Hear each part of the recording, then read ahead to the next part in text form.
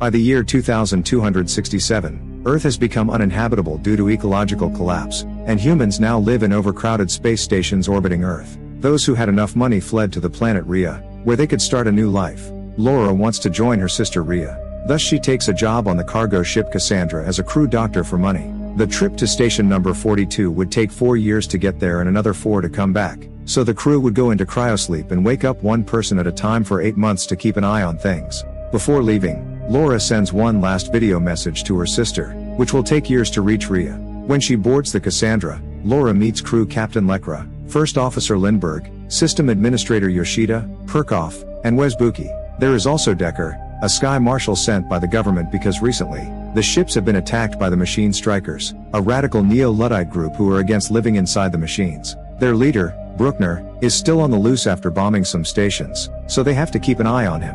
The crew enters, Cryo falls asleep and things go on peacefully for 3 years. When it is time for Laura to wake up, she receives a message from her sister's area waiting for her, where she expresses her concern over the terrorist attacks. Laura sends him a message back and then focuses on establishing a routine to keep herself sane, which includes reading, exercising, and tracking the ship's performance. One day, Laura begins to hear noises inside the ship.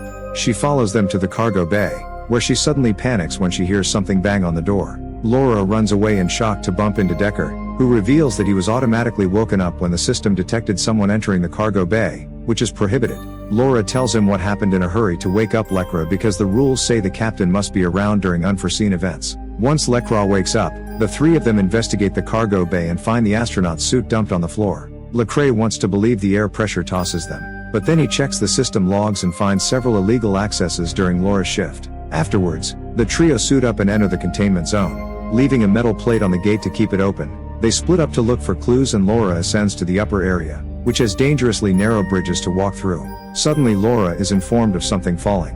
Lekra is. Decker and Laura rush to check on him and find him unconscious. At that moment the gate begins to close as it is tilting the plate, so Decker picks up Lekra and runs to the exit with Laura before it closes inside. By the time they get out, Lekra is dead and no CPR will bring him back. Since this is an emergency right now, the entire crew has to be woken up. Following protocol, Lindbergh becomes captain and she immediately assigns the task. Yoshida must inspect the logs for suspicious activity. Laura must perform an autopsy on Crow, and Perkoff and Vespucci must fix the gate. During the autopsy, Laura confirms that Lacro died from the fall.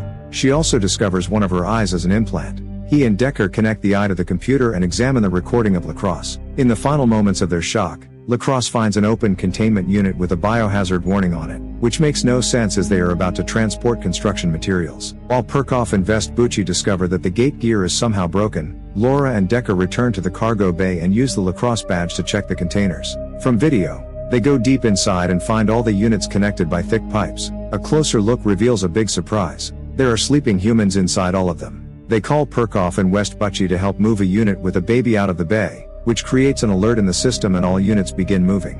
The men move in fairly quickly, but Laura nearly falls and has to hold onto the stairs until Decker arrives to help her moments later. They bring the unit into the medical bay. Lindbergh isn't happy about this as he shouldn't be messing with the cargo, but now the rest of the crew wonder if Lekro was murdered for seeing something he shouldn't have. Someone sets the containers in motion to kill them as well, but Lindbergh insists that this was just the system keeping the units in order and that they should take the child back.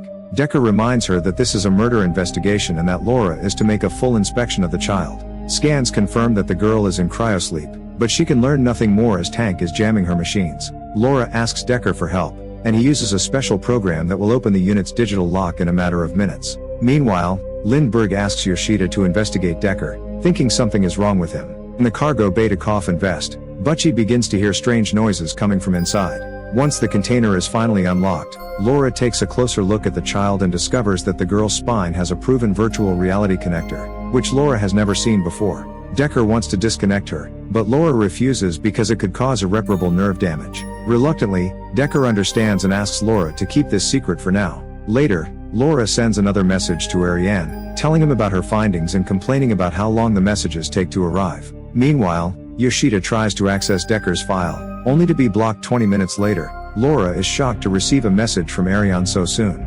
Confused about what is happening, she confronts Decker and asks him why he wants to keep the secret and why he knows how to unlock the units. Instead of answering, Decker kisses her and they both end up elated. A few hours later, Lindbergh calls everyone on deck and informs them that Yoshida discovered that someone had tampered with the cryochamber log. It is revealed that Decker was woken up regularly, but Decker says that it is part of his duty to check on the ship.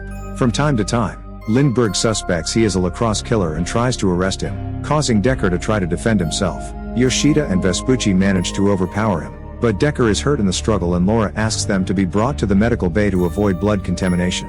Laura tends to Decker's wound while ignoring Decker's attempts to chit-chat, and before she leaves, Decker admits that they are not going to Station No. 42, they are actually going to Rhea. Afterwards, Decker is put back into cryosleep. In private, Laura asks Yoshida to investigate the ship's destination. Yoshida confirms that they are not going to Station number 42, and since it is impossible to change coordinates after a flight has started, this means that this was planned from the beginning. When Laura brings her messages, quickly delivered to Rhea, Yoshida tells Rhea that Lindbergh is lying to them because he must know the coordinates. Afterwards, Yoshida goes back to his computer to see if he can find out more. While Laura drinks with the boys, she notices fluctuations in the power and worries about Yoshida, so she goes to check on him. Unfortunately, Yoshida is already dead. Upon hearing this, the crew immediately goes to check on Decker and learns that he has escaped from crypto. Logs indicate that someone abandoned him. The crew gets armed and sets out in search of Decker. Laura and Vespucci go down to the lower deck and find an open duct that leads them to believe Decker escaped. Vespucci goes to the other side of the vent while Laura climbs up this end and finds a secret chamber full of trash. Suddenly she is attacked by a man and in the struggle Laura shoots him. A closer look reveals that this boy is the terrorist Bruckner, and nearby is a box with his belongings. Laura finds photographs of the machine strikers working to develop natural resources and discovers Decker as part of the organization. There is also a tablet with a video showing the machine strikers growing food and purifying their water on Earth thanks to greenhouses. So there is no need to leave the planet, they just need to make an effort to clean it up. Laura is then startled by Vespucci, who informs that they have found Decker. Decker suggests that everyone return to the deck and Lindbergh orders the men to kill Decker. Rhea is just a simulation and the people in the containers are being used as neural units. The government is lying because if people knew that parts of the Earth were habitable again, the system would collapse, Decker believes. Bruckner breaks in and kills Lekra, but not Yoshida. Vespucci and Perkov take Decker away, while Lindbergh tells Laura to finish off with the baby so she can be sent back to the cargo hold. Lindbergh also wants Laura to go back into cryosleep, promising to take over her shift. When suspicious, Laura takes out her gun, but Lindbergh kills her and ties her up. Lindbergh explains that the pact on Rhea actually failed and the simulation is only temporary until they manage to find a new planet to terraform. This simulation allows people to survive with hope, and Lindbergh won't let anyone get in the way, so she kills Laura and Decker under the pretext of killing the captain. Meanwhile, Vespucci and Perkov take Decker to a random corridor and demand to know everything. When they hear that Lindbergh knew everything, they go back to capture him and put him to a crying sleep. Vespucci told Perkov he should associate himself with Rhea because imitation is still better than this crappy life of his. In the medical bay, Laura begins to safely wake the baby from the unit. Decker apologizes for lying and asks her for help. Laura accepts as long as he saves her sister from the simulation. Afterwards, the crew forms a plan.